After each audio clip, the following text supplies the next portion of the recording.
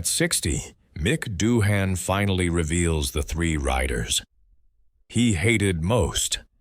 You spend an entire decade being the most feared man in the 500 cubic centimeter paddock, a rider so cold, so dominant, that people believed you were made of steel rather than flesh and bone. Nobody expects a man like Mick Doohan to have enemies. They expect him to have victims.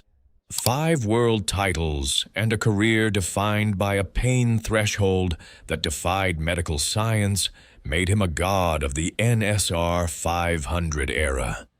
But behind the stoic Australian stare and the relentless victories, there was a list of names he could not tolerate. Men who disrespected the unspoken code, who mistook his silence for weakness, and who turned the racetrack into a personal vendetta. Now, at 60 years old, the Iron Man finally lets the fire out. 5 riders, 5 deep-seated grudges the racing world never knew existed. The silence is over. Mick Doohan wasn't just a champion. He was the ultimate survivor of motorcycle racing's most lethal era. Before he won a single title, he was already a legend for his defiance against a sport that tried to break him. Coming from the rugged tracks of Australia, he didn't have a silver spoon. He had a throttle hand and a spirit that refused to flinch. His career wasn't defined by corporate backing, but by an extraordinary qualifying speed and a grit that left rivals in the dust. The 1994 to 1998 championships silenced everyone who thought his horrific 1992 crash would end him. He outlasted a field of legends who believed the man with the mangled leg would eventually crack under the pressure. He never did. For Doohan, respect wasn't just earned, it was taken. To understand the weight of Mick Doohan's hatred, you have to understand the agony of June 1992. A high-speed crash at Assen didn't just break his leg, it nearly cost him his life. When Dutch doctors prepared to amputate, Doohan's desperation led him to a secret, experimental surgery that saw his legs sewn together to save the blood flow. He returned to the track just 8 weeks later, a man transformed by pain and hardened by a recovery that defied medical science. This trauma stripped away his patience for anything he deemed soft or political. He became a rider who viewed every race as a war he never wanted, but was determined to win at any cost. From that moment on, his grit was superhuman, and his intolerance for rivals who lacked his sacrifice became a cold, permanent grudge. Number 3. Kevin Schwantz. For Mick Doohan, racing was a cold, calculated science. For Kevin Schwantz, it was a wild, high-stakes gamble. This fundamental disconnect is what turned 2 of the greatest riders of the 90s into genuine enemies. Schwantz brought a personality to the track that Doohan found genuinely difficult to tolerate. He was flashy, loud, and completely comfortable with the media attention that Doohan actively avoided. While fans loved Schwantz for his see God, then break style, Doohan viewed it as reckless, believing that Schwantz treated the sport like personal entertainment rather than professional competition. The tension reached a breaking point at Suzuka. Schwantz's aggressive maneuvers forced Doohan wide in a move so blatant it bordered on disrespect. It wasn't just a hard pass. It was an arrogant statement that suggested Schwantz believed his natural flair excused him from the code of clean racing.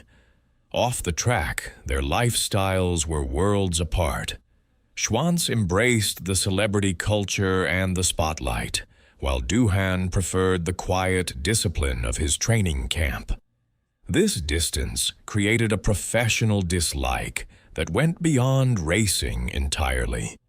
Doohan could never understand a man who relied on luck and late breaking when he himself had sacrificed his body to be perfect. To Doohan, Schwantz represented everything wrong with the showman era, a rival who made every race feel unnecessarily dangerous for everyone around him. Though they eventually found a mutual respect in retirement, during their peak, Doohan viewed Schwantz not just as a competitor, but as a threat to the dignity of the sport he had nearly died for. Number 2. Alex Crivillé. If Kevin Schwantz was a clash of styles, Alex Crivillé represented something far more personal for Mick Doohan, the ultimate betrayal from within his own garage. Being teammates at Repsol Honda was supposed to create a powerhouse, but instead, it fostered one of the most hostile relationships in the history of the sport.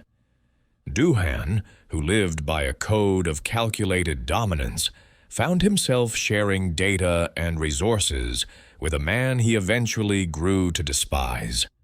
He believed Crivillé was riding on the back of his development work, using Doohan's own hard-earned telemetry and bike setups to challenge the master. The tension exploded during the 1996 Australian Grand Prix at Eastern Creek. Racing in front of his home crowd, Doohan was on the verge of another victory when Crivillé attempted a desperate, over-aggressive move on the final lap. The resulting collision took both riders out, leaving Doohan's bike in the gravel and his pride wounded in front of thousands of screaming fans. Doohan climbed from the wreckage with a stillness that his crew recognized immediately. It wasn't just frustration, it was something colder and more permanent. He viewed the move as a blatant lack of respect for the lead rider and a violation of the professional hierarchy. Off the track, the silence between them was deafening. While the media painted it as a healthy rivalry, Doohan saw it as a constant threat to the safe competition he demanded. He felt Crivillé's aggression was a substitute for the raw talent needed to tame the NSR 500.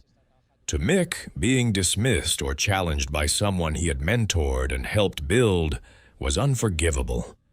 Crivillé represented everything wrong with the new generation, a competitor who chose to bite the hand that fed him, turning a professional partnership into a bitter, lifelong grudge.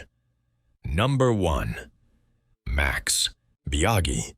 There was only one rider who truly got under Mick Doohan's skin more than any other, and that was the Roman Emperor, Max Biaggi. While others challenged Doohan's speed, Biaggi challenged his authority, his legacy, and his patience. Arriving in the 500 cubic centimeter class with 4 250 cubic centimeter titles and an ego to match, Biaggi didn't just want to win, he wanted to dethrone the king. He brought a level of arrogance and psychological warfare to the paddock that Doohan found genuinely offensive. Biaggi was the man who chose words as carefully as his lines on the track, often using his mouth to create rivalries. His driving could not always justify. Their relationship reached its defining moment through a series of on-track clashes and a complete lack of off-track respect. Biaggi was known for his diva antics, complaining about the bike, the tires, and the technical advantages he believed Doohan possessed. For a man like Mick, who had literally sewn his legs together to keep racing, hearing a newcomer complain about technicalities was the ultimate disrespect. Doohan believed that if you couldn't beat him on the asphalt, you shouldn't try to beat him through excuses. The friction was so intense that even the garage mechanics stood in silence when the two were near. Biaggi treated their rivalry as entertainment, a spectacle for the cameras, while Doohan treated it as a genuine threat to the code of the sport.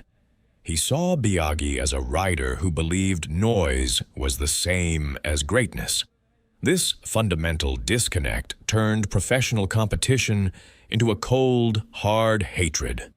To this day, the mention of Biaggi's name reminds Doohan of the one rival who tried to turn the world of racing into a popularity contest, a battle Doohan refused to lose.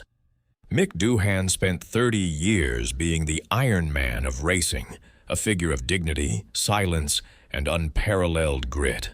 The world saw a man who smiled through the pain of a shattered body to claim 5 world titles, but they never truly saw the fire that burned beneath the surface. At 60 years old, the truth finally comes to light. Kevin Schwantz, Crivillé, and Max Biaggi didn't just test his speed, they tested the patience of the most relentless driver the sport has ever produced. These rivalries weren't just for the cameras. They were the fuel that drove Doohan to dominate an era that tried to break him.